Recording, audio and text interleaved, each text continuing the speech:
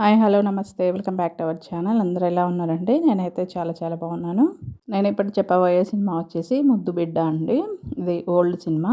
ఇది 1956లో వచ్చింది. ఈ సినిమాలో వచ్చేసి జగ్గయ్య గారు, అలాగే చిత్తూరు నాగయ్య గారు, జమున గారు యాక్ట్ చేశారండి. చాలా బాగుంటుంది ఈ సినిమా కూడా.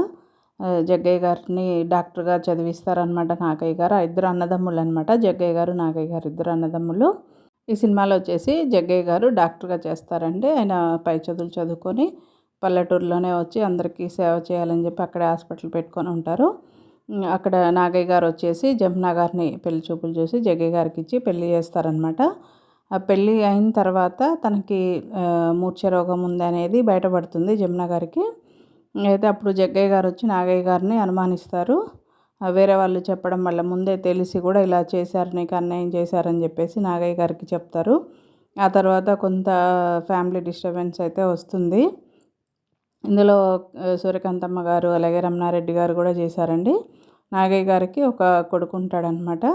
అప్పుడు జమున గారికి సడన్గా మూర్ఛ వచ్చినప్పుడు ఆ చిన్న బాబుని తీసుకెళ్ళి పక్కన ఉంటే అప్పుడు తనకి మూర్ఛ అనేది తగ్గిపోతుందనమాట. అలాగా ఇంకా బాబుని అయితే తనే పెంచుతూ ఉంటుందన్నమాట. వాళ్ళు కూడా తననే పెంచమంటారు. అలా చాలా గారాబంగా పెంచుతూ ఉంటారనమాట ఆ బాబును జమున గారు.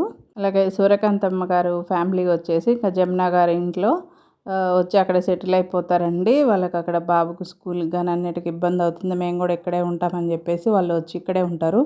అప్పటి నుంచి సన్నివేశాలు అనేవి చాలా బాగుంటాయి అన్నమాట. ఎంతో అన్యోన్యంగా ఉన్న కుటుంబంలోకి తను వచ్చి గొడవలు పెడతా ఉంటుంది అనమాట. తోడికోడలు ఇద్దరికి గొడవలు పెడతా ఉంటాయి. అలా బాబుకు కూడా అన్నీ చెప్పడము, జమున గారికి దూరం చేయడం జరుగుతుంది.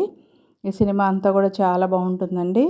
నాకు బాగా నచ్చిన సినిమా ఇది ముద్దు బిడ్డ. చాలా చాలా బాగుంటుంది. చాలా న్యాచురల్గా ఉంటాయండి క్యారెక్టర్స్ కూడా. డైలాగులు కానీ చాలా బాగుంటాయండి. తప్పకుండా ఈ సినిమా ఎవరికైనా తెలియకపోతే చూడండి. సినిమా అయితే బాగుంటుంది. జగ్గయ్య గారు నాగయ్య గారిని అనుమానించి ఇట్లాగా నా ఆస్తే నువ్వు ఖర్చు పెడుతున్నావు, నీకు డబ్బు కోసమే నన్ను ఇట్లా మూర్ఛ రోగం ఉన్న అమ్మాయిని తెచ్చి పెళ్లి చేశావు అని చెప్పినప్పుడు ఆయన నాగయ్య గారు బాధపడే సన్నివేశం కానీ ఆ తర్వాత వచ్చే ఒక పాట కానీ చాలా బాగుంటుందండి.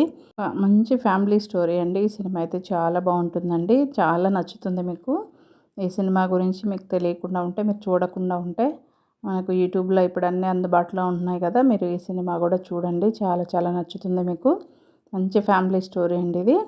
ఇందులో నాగయ్య గారు, అలాగే జగ్గయ్య గారు, జమున గారు చాలా బాగా చేశారండి. ఇంకా మంచి మంచి క్యారెక్టర్స్ ఉన్నారు. చాలా బాగుంటుందండి సినిమా మొత్తం కూడా. మనకి ఎక్కడ బోర్ అని అనిపించదు. ఈ సినిమాలో వచ్చేసి జగ్గయ్య గారిని పెళ్లి కొడుకుని చేస్తున్నప్పుడు అండి, మన పల్లెటూరులో ఇంతకు ముందైతే అందరూ కుటుంబాలతో కలిసి వచ్చి ఇలా పెళ్ళిని అంతా కూడా చాలా బాగా చేసేవాళ్ళు కదా. అప్పటి రోజుల్లో ఎలా ఉండేవి, ఇప్పుడైతే అసలు అలాంటి సన్నివేశాలు అయితే కనిపిస్తలేవండి. ఆ సన్నివేశాలు చాలా బాగా న్యాచురల్గా అనిపిస్తుందండి. సూర్యకాంతం గారు రావడం, మన ఒకళ్ళ పెళ్ళి అవుతుందంటే ఊర్లో వాళ్ళందరూ వచ్చి హెల్ప్ చేయడము, అందరూ పనులు చేయడం చాలా బాగుంటుంది కదా. ఇప్పుడైతే అవన్నీ కనిపిస్తలేవండి. ఈ సినిమాలో చక్కగా చూపించారు. తప్పకుండా చూడండి.